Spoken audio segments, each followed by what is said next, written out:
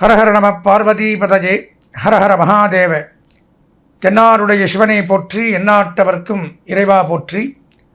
நீலாஞ்சன சமாபாசம் ரவிபுத்திரம் யமாக்ரஜம் சாயா மார்த்தாண்ட சம்பூதம் தம் நமாமி சனைஸ்சரம். சனைஸ்சராஜ வித்மஹே சாயா புத்திராஜ தீமஹி தன்னோ மந்த பிரச்சோதயாத். எல்லாம் அல்ல சனி பகவானுடைய ஆசீர்வாதத்தாலும் பார்வதி பரமேஸ்வரனுடைய கிருபையாலும் எங்களுடைய நெக்ஸ்ட் ஜென் தொலைக்காட்சி நேயர்களுக்கு முதற்கண் வணக்கங்களை தெரிவித்துக் கொண்டு, உங்களுக்காக வேண்டி இந்த சனிப்பெயர்ச்சி பலாபலன்களை பற்றி இப்பொழுது நம்ம பார்க்க இருக்கின்றோம். அந்த சனிப்பெயர்ச்சி பலாபலன்கள் அப்படிங்கிறது உங்களுடைய ஜோதிட ஆச்சாரியர், ஜோதிட குரு சிவஸ்ரீ டி சரவண மாணிக்க சிவாச்சாரியர், முதல்வர் காஞ்சி காமகோடி பீடம் வேத சிவ ஆகம பாடசாலை, குருகுலம், சங்கரமடம், காஞ்சிபுரம். அலைபேசி 9865098370. அடியனுடைய பணிவான வணக்கங்கள் மற்றும் ஆசீர்வாதங்கள். நேயர்களே, நாம் இப்போ இந்த பதிவில் பார்க்கக்கூடிய விஷயம் அப்படின்னு பார்த்தீங்கன்னா, அதாவது பெயர்ச்சி அப்படிங்கிறத பற்றி பார்க்குறோம். பொதுவாக கோச்சார பலன்கள் அப்படின்னு கேள்விப்பட்டிருப்பீங்க.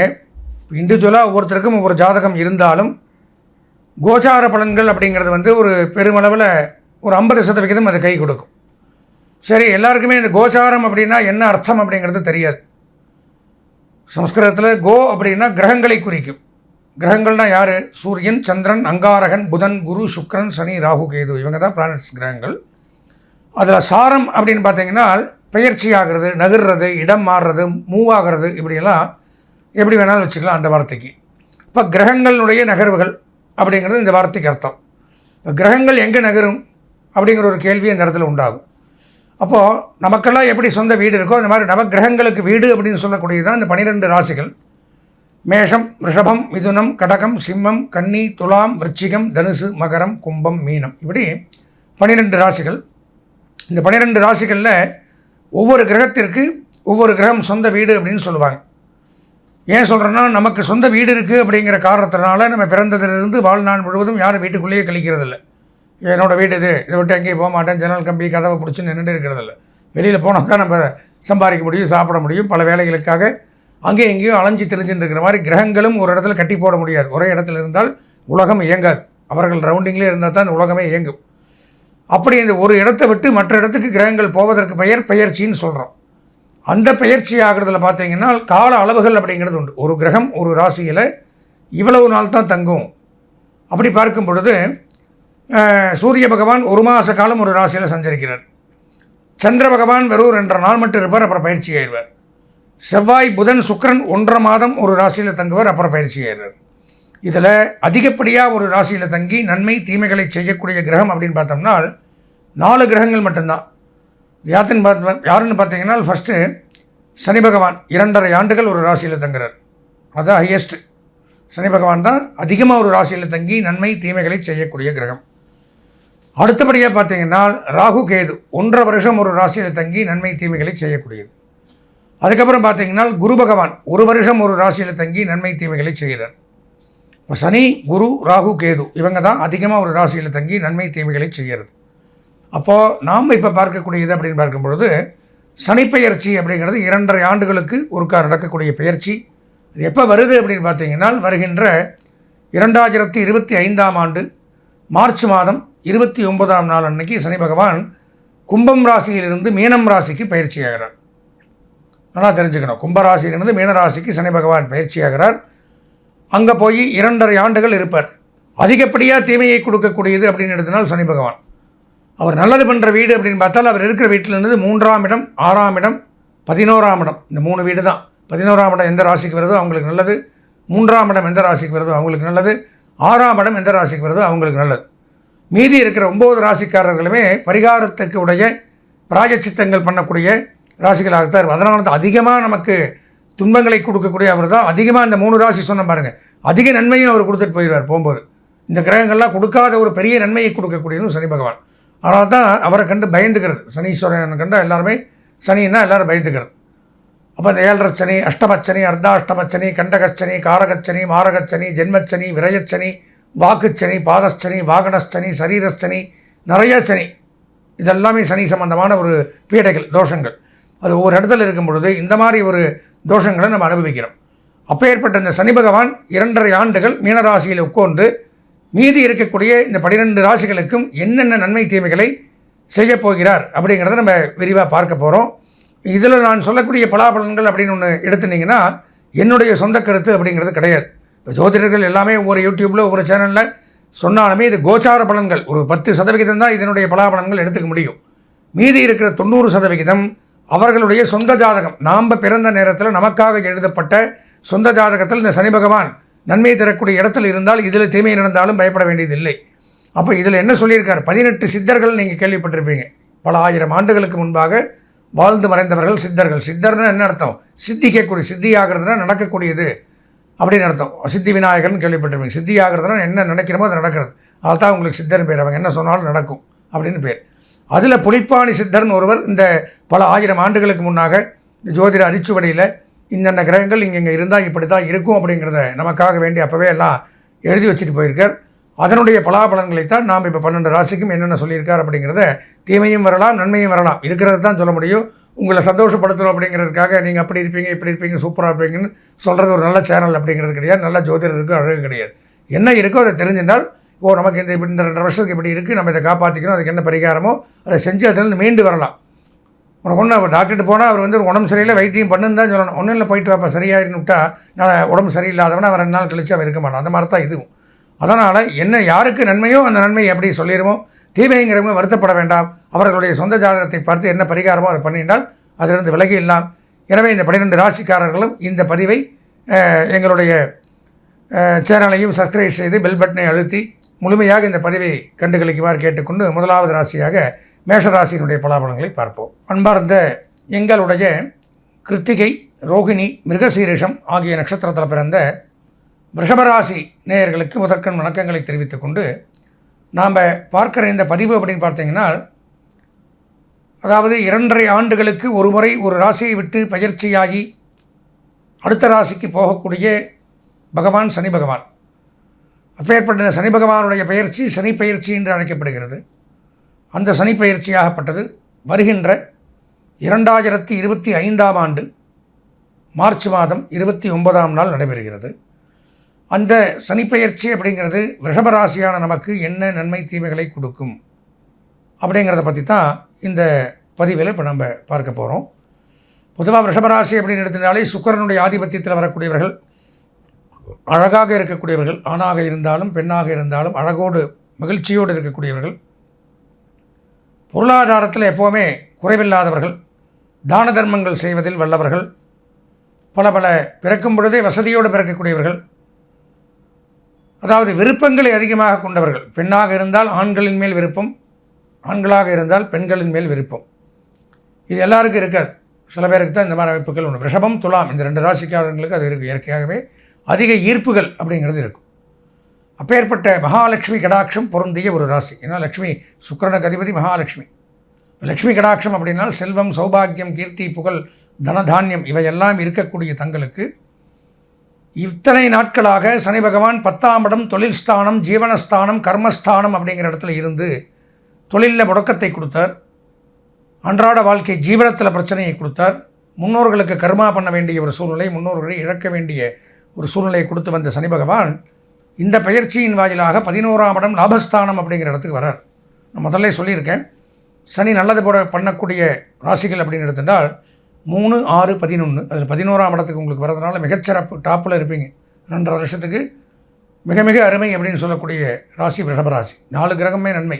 சனி, குரு, ராகு, கேது அதெல்லாம் தனித்தனியாக சொல்லுவேன். ஒரு பயிற்சியிலையும் சனி பயிற்சி மிகச்சிறப்பாக இருக்குது. அது புலிப்பாணி சித்தர், அதாவது 18 சித்தர்கள் ஒருவரான புலிப்பாணி சித்தர் இந்த 2ஆம் இடத்திற்கு சனி பகவான் வந்தால் என்னென்ன நன்மைகளை கொடுப்பார் அப்படிங்கிறது தன்னுடைய பாடலாகவும் விளக்க உரையாகவும் கொடுத்துருக்கார். அதைத்தான் நாம் இப்போ பதிவில் பார்க்க போகிறோம். அதாவது ஆமனவே சனி 1, 2, 4, 5, 7, 8 10 நாமனமே நாடி வரும் அலைச்சல் உண்டாம், போவனவே தனதானியம் சேதமாகும், பொல்லாத பிழையும் வழக்கு தேரும், ஆமனவே ஆச்சாரம் குறைந்து போகும் அப்படின்னு சொல்லி பாடியிருக்கார். அப்போது 2ஆம் இடம் அப்படிங்கிற இடத்திற்கு சனி பகவான் குடும்பஸ்தானம், வாக்குஸ்தானம், அதாவது 11ஆம் இடம் அப்படிங்கிற இடத்துக்கு வர்றார். 11ஆம் இடம் லாபஸ்தானம் அப்படிங்கிற இடத்துக்கு வரும்பொழுது என்ன நன்மைகளை கொடுக்குறார் அப்படிங்கிறத நம்ம பார்க்குறோம். சௌக்கியங்கள், பலவிதமான சௌக்கியங்களை கொடுக்குறார். சௌக்கியம்னு என்ன? ஒருத்தர் பார்த்தா என்ன கேட்குறோம் நம்ம? வாங்க, நல்லா இருக்கீங்களா, வீட்டில் எல்லாம் நல்லா இருக்கா, இதுதான் சௌக்கியம். நல்லா இருக்கீங்களாங்கிற வார்த்தைக்கு உடல் நலத்தை மட்டும் குறிக்காது, நல்லா தெரிஞ்சுக்கணும். அவன் சகலத்துலேயுமே மனோரீதியாக, வசதி ரீதியாக, வருமான ரீதியாக, உடல்நல ரீதியாக, குடும்ப அமைப்பு ரீதியாக, தொழில் ரீதியாக, இதெல்லாம் சேர்ந்தது தான் நல்லா இருக்கியான்னு கேட்க முடியும். ஏதோ ஒன்றில் டவுன் ஆகி, இதில் ஏதோ ஒன்று டவுன் ஆனவன் என்ன பதில் சொல்லுவான் திருப்பி? ஏதோ இருக்குங்க, அப்படி போயிட்டு இருக்கு. அப்போது ஏதோ ஒரு பிரச்சனை அவனுக்கு இருக்குது, அவன் நல்லா இல்லை அப்படிங்கிறத தெரிஞ்சுக்கலாம். நல்லா இருக்குங்க, சூப்பராக இருக்குங்க, எனக்கு என்னங்க ஆண்டவன் அனுகிரகத்தில் அருமையாக இருக்குங்கிறவனுக்கு எல்லாமே நன்மை. அப்போ எல்லாமே நன்மை அப்படின்னு சொல்லக்கூடியதான் அந்த சௌக்கியத்தை கொடுக்கக்கூடிய இடம். சனி 11ஆம் இடத்திற்கு வரும்பொழுது அந்த சௌக்கியத்தை கொடுக்கிறார். எல்லா விஷயத்துலையுமே நன்மை அப்படிங்கிறத எடுத்துக்கலாம். பலவிதமான ஐஸ்வர்யங்கள் கிடைக்கும். பலவிதமான ஐஸ்வர்யங்கள், 4 வழியில் வேலை செய்வீங்க, 5 வழியில் பணம் வரும். இத்தனை நாளாக ஒரு வழியில் வேலை செஞ்சு 5 வழியில் பணம் போயிருக்கும். இப்போது எங்கேருந்து வருதுன்னே தெரியாது. அந்த மாதிரி அமைப்புகளை கொடுக்கக்கூடிய நேரம் அப்படிங்கிறத எடுத்துக்கலாம். லாபம் அதிகரிக்கும். செய்கிற தொழிலில் லாபங்கள் அதிகரிக்கக்கூடிய ஒரு நேரம் அப்படின்னு சொல்கிறாரு. மேலான கீர்த்தி உண்டாகும். மேலான கீர்த்தினா என்ன? நம்ம கூட 1000 பேர் நின்றிருந்தாலும், 1000 பேர் நம்ம கூட வேலை செஞ்சாலும், பரீட்சை எழுதினாலும் நாம் தனியாக நிற்கிறது, தனியாக தெரியுது. இப்போது எத்தனையோ பேர் கிரிக்கெட் விளையாடினாலும் அதில் சில பேர் தானே தெரியுது பேர். ஒரு டீமில் 11 பேர் விளையாடுறான், அதில் ஒருத்தன் தான் ஃபேமஸ் ஆகிறான், சதம் அடிக்கிறான், மேன் ஆஃப் தி மேட்ச் வாங்குகிறான், மீதி 10 பேர் எடுபடுறதில்ல. அந்த மாதிரி இத்தனை நபர்கள் நான் குறிப்பிட்டு சொல்ல முடியாத ஒரு சூழ்நிலை. சில விஷயங்கள் பொதுவாக சொல்ல முடியும். அப்போது கிரிக்கெட் அப்படின்னாலே ஒருத்தர் பேர் மூளைக்கு வந்துடும். அந்த மாதிரி இந்த உயர்வான கீர்த்தி அப்படிங்கிறது நம்மளுடைய ஸ்தானத்தில், நம்ம பண்ணக்கூடிய தொழிலில், நாம் இருக்கிறதுல நம்ம அந்த இடத்துக்கு வருவோம். நம்ம கூட 1000 பேர் சுற்றி இருந்து நம்ம செய்கிற காரியங்களை செய்தாலும் நாம் தனியாக தெரிவோம் அப்படிங்கிறதா உயர்வான கீர்த்தி அப்படிங்கிறத கொடுக்குறாரு. அதே மாதிரி உக்ரஸ்வபாவம்.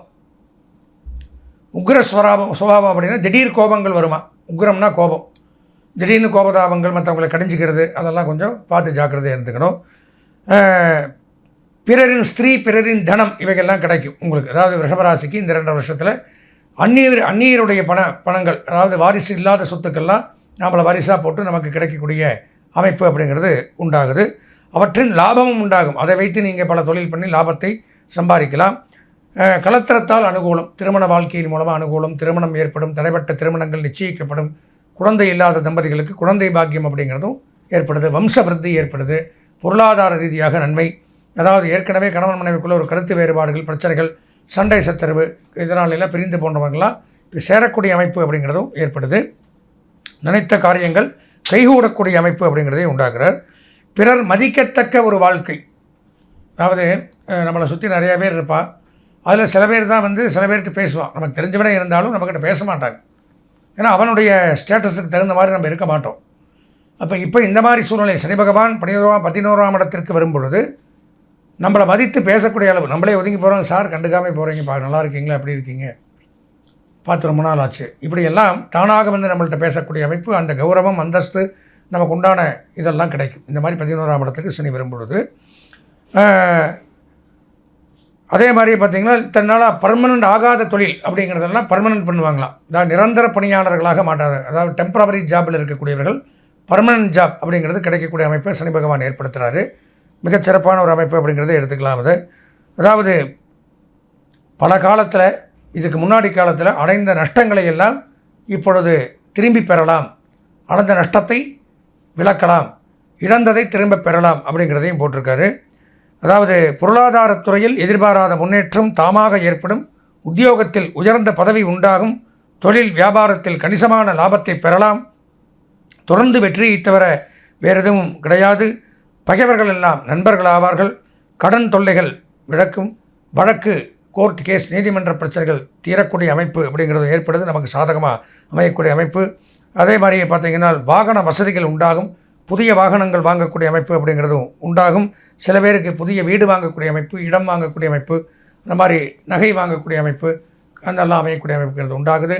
அதே மாதிரி பார்த்திங்கன்னா 11ஆம் இடம் லாபஸ்தானங்கிறதுனால ஆபரண தொழில் பண்ணக்கூடியவர்கள், ஜுவல்லரி, உலோக தொழில் பண்ணக்கூடியவர்கள், பொன் பொருள், ஆடை, ஆபரணங்கள், டெக்ஸ்டைல் பிஸ்னஸ் பண்ணுறவங்க, பஞ்சு, பருத்தி, ஜவுளி, மில், இந்த மாதிரி தொழிலில் ஈடுபடக்கூடியவர்கள், இவர்களுக்கெல்லாம் மிக மிகச் சிறப்பான ஒரு பொன்னான காலம் அப்படின்னு சொல்லலாம். அதே மாதிரியே பார்த்திங்கன்னா வங்கி, நிதி நிறுவனங்கள், ஃபினான்ஸ் டிபார்ட்மெண்ட், கொடுக்கல் வாங்கல், இந்த மாதிரி துறையில் இருக்கிறவங்களும் இந்த சனி பயிற்சியின் மூலமாக பலவிதமான நன்மைகளை பெறலாம். எனவே இந்த சனிப்பெயர்ச்சி அப்படிங்கிறது தங்களுக்கு மிகவும் சாதகமாகத்தான் இருக்கிறது ரிஷபராசி நேயர்களுக்கு. அதுபோக அதில் ஏதாவது சந்தேகங்கள் இருந்தாலும் சனிப்பெயர்ச்சியினுடைய முழு பலன்களும் நமக்கு கிடைக்கணும் அப்படின்னாலும் நான் முதல்ல சொன்ன மாதிரி நம்மளுடைய சொந்த ஜாதகத்தில் சனி பகவான் எங்கே இருக்காருங்கிறதையும் நம்ம இந்த மாதிரி பயிற்சி தருவாயில் ஒரு முறை பார்த்துக்கிறது அப்படிங்கிறது நல்லது. அதனால் எங்களுடைய அலைபேசி எண் இதில் ஸ்க்ராலிங்கில் வரும். சொந்த ஜாதகம் பார்க்க விருப்பமுடைய அன்பர்கள் தாராளமாக தொடர்பு கொண்டு சொந்த ஜாதகத்தையும் பார்த்து இதில் இருக்கக்கூடிய நல்ல பலன்களை விட சொந்த ஜாதகத்திலையும் நல்ல பலன்கள் சனி கொடுத்தார் அப்படின்னா இன்னும் பல மடங்கு நன்மைகளை இந்த 2.5 ஆண்டுகளில் நாம் அனுபவிக்கலாம். எனவே சனி பகவானை இந்த 2.5 ஆண்டுகளும் நமக்கு சாதகமாக பயன்படுத்தி வரக்கூடிய காலங்களில் மகிழ்ச்சியாகவும் சந்தோஷமாகவும் இருக்க சனி பகவானை பிரார்த்தித்து ஆசீர்வதித்து விடைபெறுகிறேன். நன்றி, வணக்கம்.